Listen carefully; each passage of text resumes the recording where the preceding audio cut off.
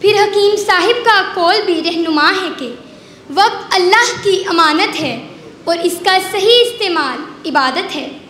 तख़य्युल की उड़ान भरेंगे नौनिहाल उस्मान गनी। इनकी दरसगाह का नाम है गवर्नमेंट हाई स्कूल किला लक्ष्मण सिंह। ज़ोरदार इस्तकबाल कीजिए नौनिहाल उस्मान गनी का।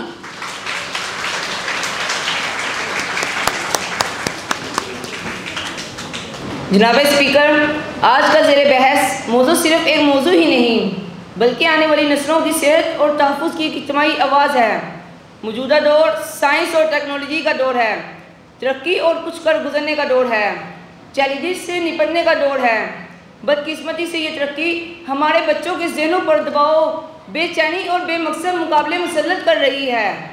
वो बचपन जो कभी तितलियों को पकड़ने, हम जोड़ियों के साथ खेलने कूदने में गुजरता था, अब स्क्रीन की रोशनी, रिजल्ट की परेशानी और सोशल प्रेशर की नज़र हो चुका है। जनाब स्पीकर, जब एक बच्चा खुद से गैर हकीकी तवक्कुआत को बांधता है, जब हर तरफ पोजीशन लो, नंबर लाओ की सदाएँ गूंजती हैं, जब नाकामी को जुर्म समझ लिया जाता है, फिर एक मासूम जहन दबाव की लपेट में आ जाता है और ये दबाव रफ्ता रफ्ता तशवीश में बदल जाता है, जहाँ फिर बच्चा नींद से महरूम, भूख से बेनियाज और खुद इत्मीनान से खाली हो जाता है।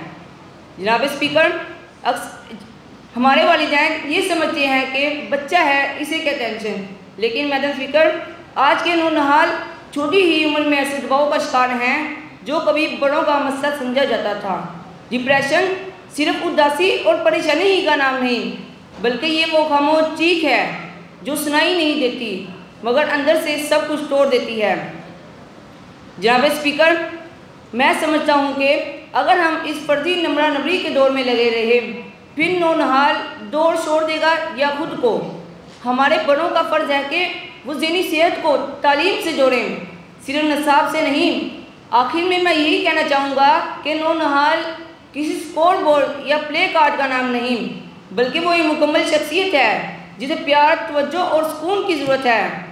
मेरे नौनिहाल साथियों, आइए आज हम सब ये ऐद करें कि हम एक ज़हीन नस्ल नहीं बल्कि एक पुरएतमाद माशरा तश्कील दें जो हर तरह की ज़हनी परेशानियों से पाक हो। ज़हन थके दिल हो उदास, ये बचपन का नहीं है लिबास। प्यार तवज्जो वक्त ही है रोशनी,